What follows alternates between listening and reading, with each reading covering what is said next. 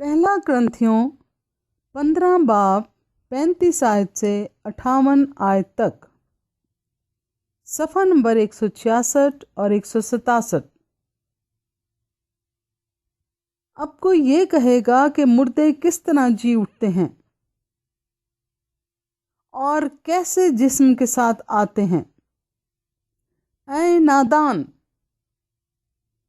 तू खुद जो कुछ बोता है जब तक वो ना मरे जिंदा नहीं किया जाता, और जो तू बोता है ये वो जिस्म नहीं जो पैदा होने वाला है, बल्कि सिर्फ दाना है, ख्वाह गेहूं का ख्वाह किसी और चीज का। मगर खुदा ने जैसा इरादा कर लिया वैसा ही उसको जिस्म देता है, और हर एक बीज को उसका खास जिस्म। सब गोश्त यकसा गोश्त नहीं, बल्कि आदमियों का गोश्त और है, जो पायों का गोश्त और, परिंदों का गोश्त और है, मछलियों का गोश्त और। आसमानी भी जिस्म हैं और ज़मीनी भी, मगर आसमानियों का जलाल और है, ज़मीनियों का और। आफताब का जलाल और है, माताब का जलाल और।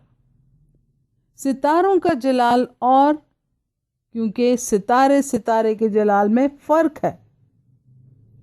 मुर्दों की क़यामत भी ऐसी ही है। जिस्म फना की हालत में बोया जाता है और बका की हालत में जी उठता है। बेहुरमती की हालत में बोया जाता है और जलाल की हालत में जी उठता है।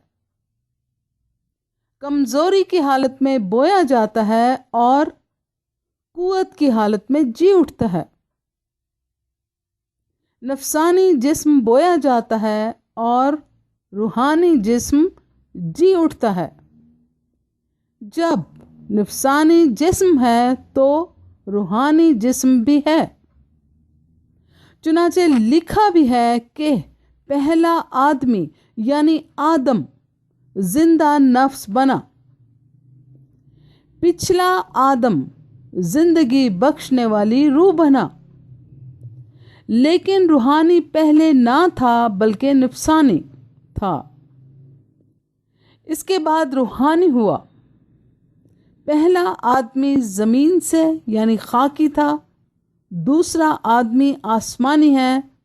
जैसा वो खाकी था वैसे ही और खाकी भी हैं, और जैसा वो आसमानी है वैसे ही और आसमानी भी हैं। और जिस तरह हम इस खाकी की सूरत पर हुए उसी तरह उस आसमानी की सूरत पर भी होंगे। ऐ भाइयों, मेरा मतलब ये है कि गोश्त और खून खुदा की बादशाही के वारिस नहीं हो सकते, और नाफना बका की वारिस हो सकती है। देखो, मैं तुमसे भेद की बात कहता हूं। हम सब तो नहीं सोएंगे, मगर सब बदल जाएंगे, और ये एक दम में एक पल में पिछला नरसिंगा फूंकते ही होगा, क्योंकि नरसिंगा फूंका जाएगा और मुर्दे गैर फानी हालत में उठेंगे और हम बदल जाएंगे। क्योंकि ज़रूर है कि ये फ़ानी जिस्म बका का जामा पहने और ये मरने वाला जिस्म हयाते अब्दी का जामा पहने। और जब ये फ़ानी जिस्म बका का जामा पहन चुकेगा और ये मरने वाला जिस्म हयाते अब्दी का जामा पहन चुकेगा, तो वो कौल पूरा होगा जो लिखा है कि मौत फतह का लुक्मा हो गई। ऐ मौत, तेरी फतह कहाँ रही? ऐ मौत, तेरा डंग कहाँ रहा?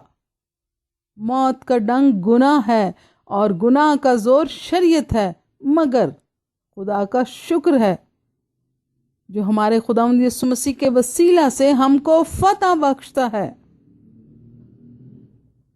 बस है मेरे अजीज भाइयों, साबित कदम और कायम रहो, और खुदावंद के काम में हमेशा अफजाइश करते रहो, क्योंकि ये जानते हो कि तुम्हारी मेहनत खुदावंद में बेफायदा नहीं है।